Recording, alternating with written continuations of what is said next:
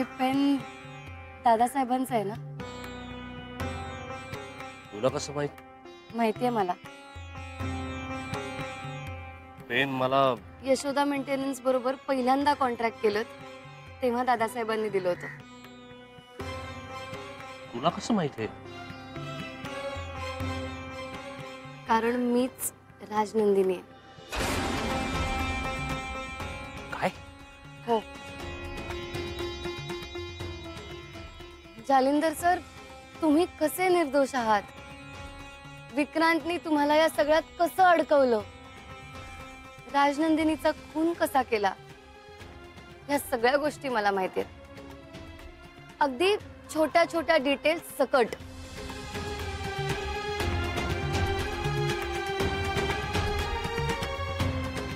कसं शक्य आहे? गेल्या वेळेस तुम्ही स्वतःचा जीव धोक्यात टाकून माझ्या मदतीसाठी मला भेटायला आलात आणि निघून गेलात.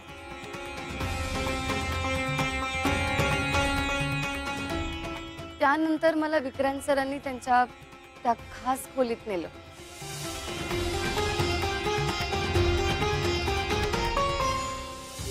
तिथे मी राजनंदिनीचा फोटो पहिल्यांदा बघितला.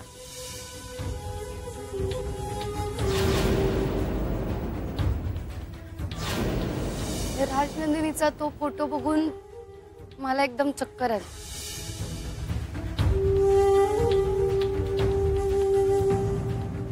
आणि त्यानंतर मला एक स्वप्न पडलं ज्यात मला राजनंदिनीचं सगळं आयुष्य दिसलं.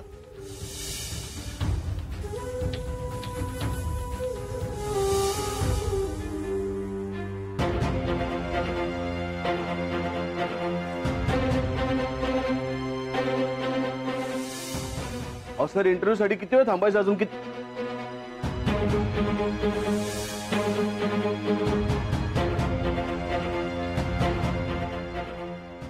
मालकाला सांगतोस कंपनी मागासलेली आहे म्हणून? नाही नाही सर, मला तसं नव्हतं म्हणायचं. मी फक्त आपल्या फायद्याचं बोलतोय. त्याच दिवशी माझ्या लक्षात आलं तू आगाऊ आहेस.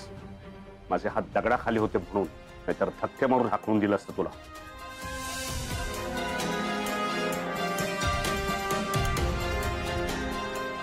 तुमच्या आणि आमच्या यशोदा मेंटेनन्स मध्ये जे टायअप होणार आहे ना, मला जर त्याच्यात थोडीशी गडबड वाटते. म्हणजे कॅन यू एक्सप्लेन? म्हणजे तुमचं टायअप आमच्या कंपनी बरोबर झाले अशी तुमची खात्री बरोबर आहे ना? पण तसं नाही. खरी गोष्ट अशी आहे की आमच्या कंपनीचं टायअप मेहता अँड कंपनी बरोबर झालंय.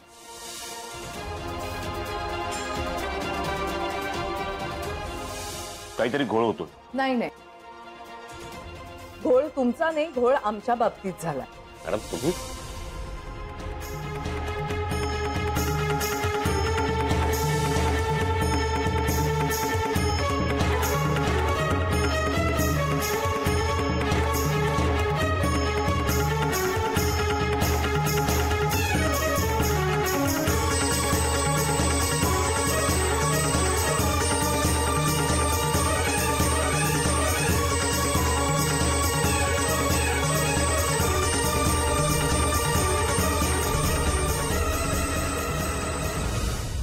नंदिनी मॅडम, तुम्ही मला जेल मध्ये भेटायला आला होता. ती आपली शेवटची भेट.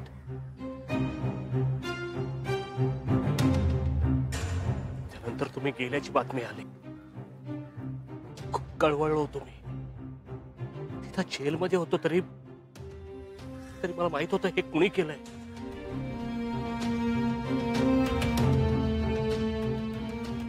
तुम्ही परत आलाय.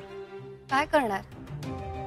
माझ्या कुटुंबाची, माझ्या बिझनेसची, सगळ्याची वाट लावायला निघाला होता तो विक्रांत. जालिंदर सर, त्यावेळी मी काहीतरी करू शकले असते, पण त्याआधीच विक्रांतने मला संपवलं. देवाची लीला अगाध आहे. आता माझ्या आयुष्याचं ध्येयच बदललंय जालिंदर सर. तुम्हाला जी काही मदत लागेल ती मी करायला तयार आहे. Thank you so much Jalinder sir. Please मला सर म्हणू नका. आणि तुम्ही मला आहोजाव करू नका. म्हणजे मी जरी राजनंदिनी असले तरी आता तुमच्या समोर मी ईशाच आहे. या गजामुळे माझ्या आयुष्यात जे काही वाईट दिवस आले त्यामुळे असं वाटत होतं की सगळं जग खोटं आहे.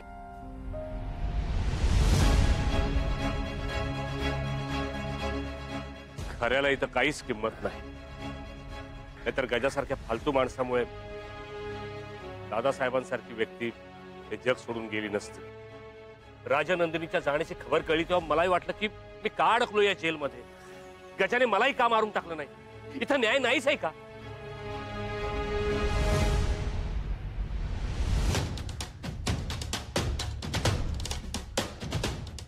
पण आज तुमच्यामध्ये राजनंदिनी मॅडमला पाहिलं आणि वाटलं जे झालं ते चांगलंच झालं. माझा थोडा तरी उपयोग झाला तुम्हाला. हाच माझा विश्वास बसलाय. या जगात एक शक्ती आहे जी न्याय देते, सत्य पाहते.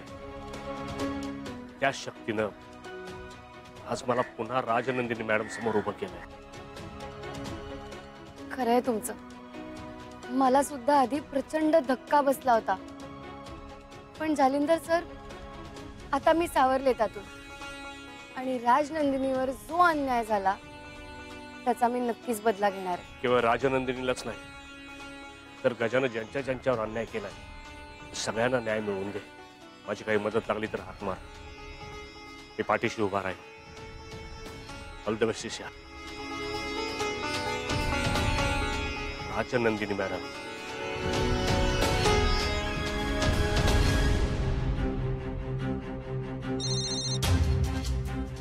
हा बोल. बोल काय तू बोल. कुठे आहेस? इथेच आहे. तू ईशाच्या मागे आहेस ना? इथंच मागे इथे आलोय. इथंच कुठेतरी आहे ती. तिच्यावर लक्ष ठेव. चूक होता कामा नये. तिच्याबरोबर कोणतरी असेल बघ. आली आहे ती. तिच्याबरोबर दुसरा कोणी आहे का? एक माणूस आहे ना? बस काढ फोटो. काढतो.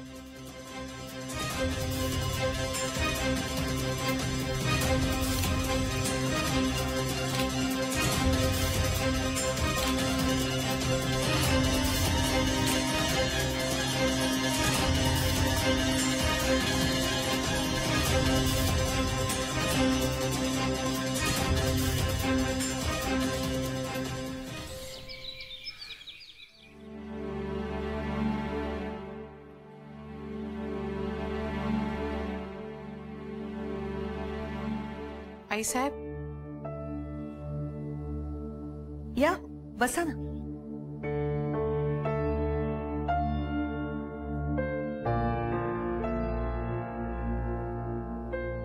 बोला. आई साहेब आम्हाला ईशाची खूप काळजी वाटते हो. खरं सांगू का, मला तिची अजिबात काळजी वाटत नाही. पण आई साहेब हे खूप धोकादायक आहे हो. म्हणजे मी काय किंवा निमकर काय असे कधीच नाही वागलो. हो ना. आता खूप भीती वाटते हो हे जे काही चाललंय त्याची. बरोबर आहे तुमचं. तुम्ही खूप साधं आयुष्य जगलात. नाही म्हटलं तरी असल्या धोक्यांची आम्हाला सवय असते थोडीफार. बरोबर आहे तुमचं, पण ईशाला सुद्धा सवय नाही हो असल्या गोष्टींची. खरं आहे तुमचं. ईशा तुमची मुलगी आहे, तुम्हाला काळजी वाटणारच. पण तुम्हाला दोघांनाही सांगते, तुम्ही खरंच तिची काळजी करू नका. हो आई साहेब, ईशाशिवाय आम्हाला दुसरं कोण आहे? आमचं सगळं जग तिच्या भोवती फिरतं. तिची नाही काळजी करणार तर आणखी कुणाची करणार? बरोबर आहे तुमचं. पण ईशावर आता एक वेगळी जबाबदारी आहे. लग्नानंतर प्रत्येक मुलीचं आयुष्य बदलतं, पण ईशाचं आयुष्य खूप वेगळ्या पद्धतीने बदलतंय. आपण तिला साथ द्यायला हवी. विश्वास ठेवा. आई अंबाबाई तिची काळजी घे.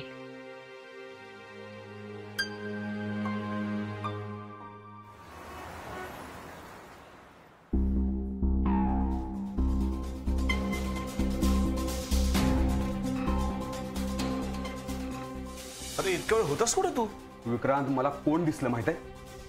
कोण? जालिंदर.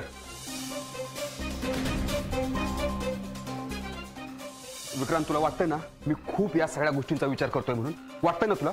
पण या जगात सगळ्यात जास्त तुझा विचार कोण करतं मला सांग? मी, विलास झेंडे. मी करतो फक्त. विक्रांत, आता ईशा पूर्वीसारखी राहिलेली नाही. चालाक झाली ती. तुला ना आता सगळीकडे फक्त ईशा दिसायला लागली. ईशाचे खेळ, ईशाचा डाव, ईशाचा प्लॅन. ते मला काय माहित नाही. इतक्या वर्षाची आपली मैत्री आहे. मी तुला एवढं जीव तोडून सांगतोय आणि तुझा माझ्यावर विश्वास नाही? लक्ष नाही माझ्याकडे?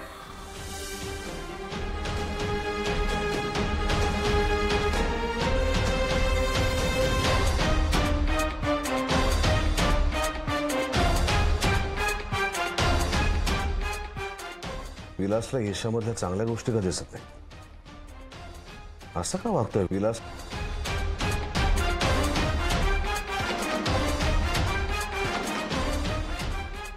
आता येऊ का विक्रांत? विलास ये ये.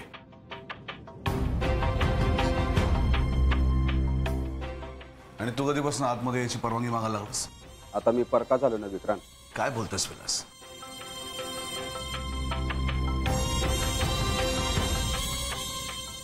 काय बघ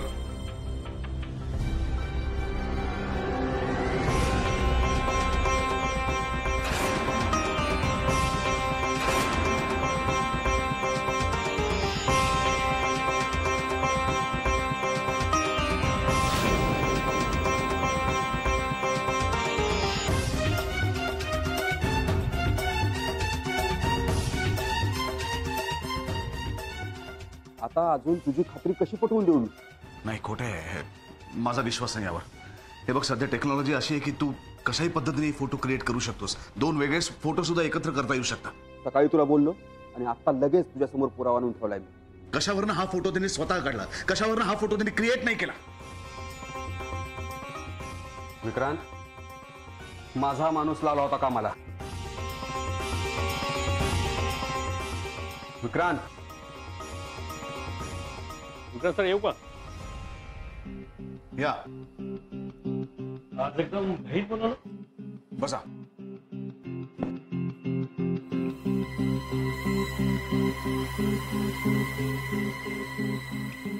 हे प्रॉपर्टीचे पेपर्स तुम्हीच एकदा नीट नजरे घाला, कारण काही लोकांना सगळ्याच गोष्टींमध्ये आजकाल फ्रॉड दिसत आहेत. बर.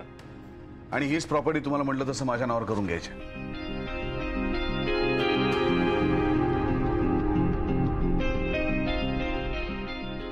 विक्रांत सर, कुणी बनवलं हे पेपर?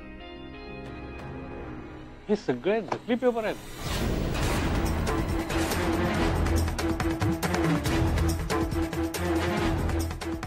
वकील साहेब या तुम्ही.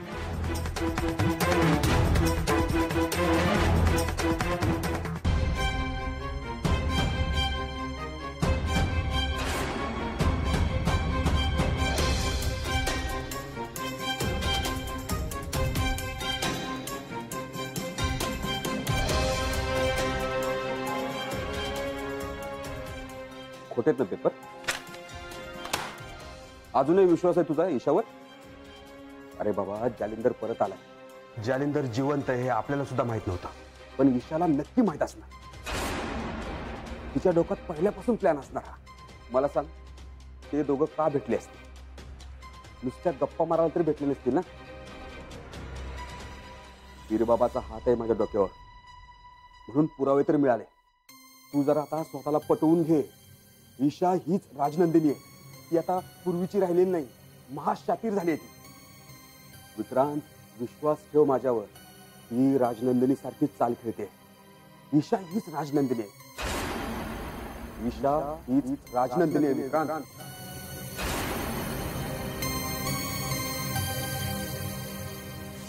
बघू दे पेपर्स. नाही सर, आत्ता नको. का? सर, आई साहेबांनी आपल्यासाठी हे सगळं केलंय, त्यामुळे उद्या आपल्या घरात मी एक छोटी पूजा करणार आहे. आणि नेमकी उद्या अष्टमी सुद्धा आहे, त्यामुळे अंबाबाईची पूजा झाली की मग मी सह्या करेन. त्यानंतर मग हे पेपर तुमचेच.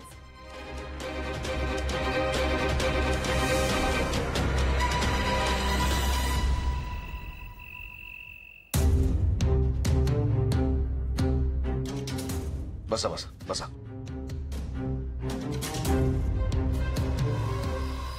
सॉरी, मी तुम्हाला डिस्टर्ब नाही केलं ना? तिथे हो, डिस्टर्ब काय त्यात?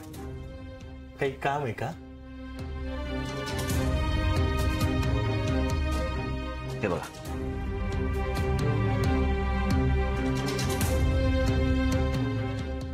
अहो हे तर ईशानं सही केलेले प्रॉपर्टीचे पेपर्स आहेत. खूप महत्वाचे पेपर्स आहेत हे. आणि हे तुम्ही आम्हाला का दाखवताय जावई बापू? त्या पेपर्सचा काही उपयोग नाही आई.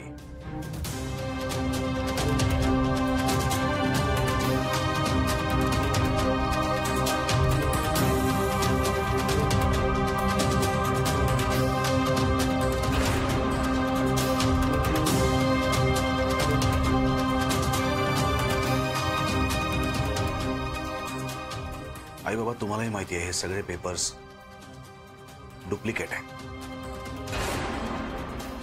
आणि मला माहिती आहे की या परिस्थितीमध्ये तुम्ही अगदी 100% तुमच्या मुलीच्या बाजूनीच असणार असलंच पाहिजे.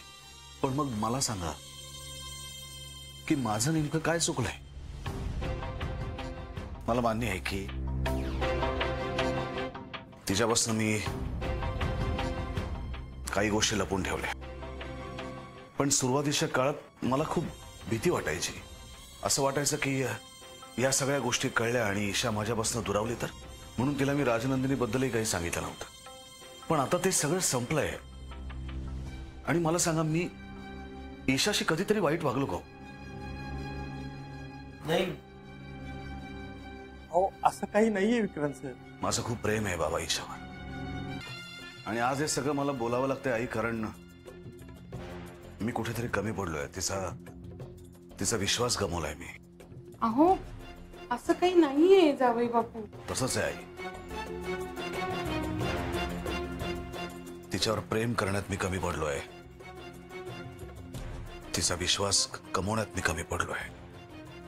मी हारलोय आई बाबा. हे जे ती सगळे डावपेच खेळते ना, हे तिला खेळावेसे वाटतंय यातच सगळा. विक्रांत सर आम्ही काय बोलू काय कळत नाहीये. नाही तुम्ही काही बोलू नका, तुम्ही खरंच काही बोलू नका. तुम्ही दोघं खूप चांगली माणसं आहात आई बाबा आणि खूप मोठी माणसं. कदाचित माझ्याकडनंच खूप काहीतरी राहून गेलंय, खूप काही चुकलंय आणि त्याबद्दलच मी तुमची माफी मागतो. मला मी काही चुकलंय तर त्याबद्दल मला क्षमा करा. अहो असं काय बोलताय तुम्ही? माफी का मागताय? कारण मी ईशाकडे जाऊन तिची माफी मागू शकत नाही, म्हणून तुमच्याकडे मागतोय की किमान तुम्ही तरी ते तिच्यापर्यंत पोचवा. तिला याची जाणीव होऊ दे की मी चुकलोय आणि त्याबद्दल मी तुमची माफी मागितली. आणि जर खरंच मला शिक्षा करायची असेल, खरंच मी चुकलो असं तिला वाटत असेल ना, तर तिला सांगा की बंदूक घे, माझ्या इथे लाव डोक्यावर आणि मारून टाक मला. अहो असं काय बोलताय जावई बापू? नाही त्यांनी तरी काहीतरी होईल ना. तिच्याशिवाय जगून मी करू काय? तिच्याशिवाय माझ्या आयुष्यात दुसरं आहे कोण? आणि मला या पद्धतीने नाही जगायचं आई बाबा. तिला खरं सांगा म्हणून हे असं वागण्यापेक्षा ना तू मला मारून टाक. मला नाही सहन होतं, खूप त्रास होतो आई, खूप त्रास होतो बाबा, खरंच सांगतो.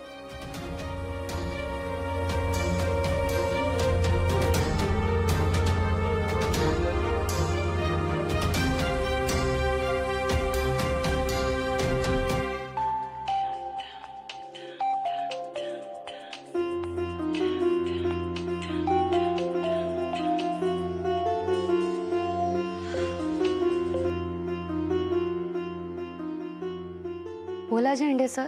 काय बोलायचं ईशा मॅडम? काय बोलायचं शिल्लक ठेवलं का तुम्ही? म्हणजे हे मात्र चांगलं जमतं तुम्हाला. निष्पाप बनून प्रश्न विचारायचे. सुरुवातीला तुम्ही निष्पाप वाटायचा, पण नंतर कळलं की काय कळलं?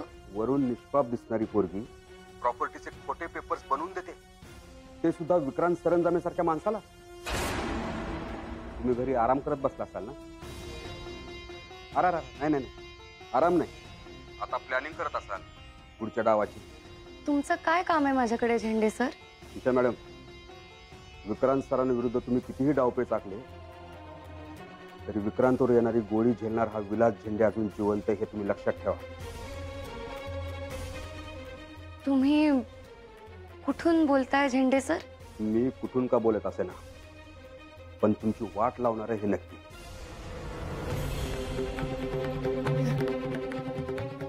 तुम्ही हे काय बोलताय? आम्हाला काय कळत नाही असं तुम्ही समजू नका. नाही म्हणजे तुम्ही माझ्याशी हे असं आधी कधीच बोलला नव्हता झेंडे सर. यापूर्वी तुम्ही आमच्याशी असं कधी वागला नाही ईशा मॅडम. झेंडे सर अहो तुम्ही काय बोलताय मला खरंच काहीच कळत नाहीये. कळेल. विक्रांत सरांना सगळं कळलंय. ईशा मॅडम, जालिंदर बरोबर काय गुलपीट चाललंय तुमचं? जालिंदर जिवंत हे आम्हाला कळालंय. आता तुमची खेळी खलास झाली. इथून पुढे आमची खेळी सुरू होणार.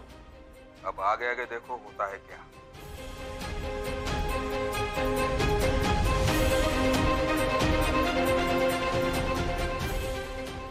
आता तुमची खेळी खलास झाली. इथून पुढे आमची खेळी सुरू होणार अब आगे आगे देखो होता है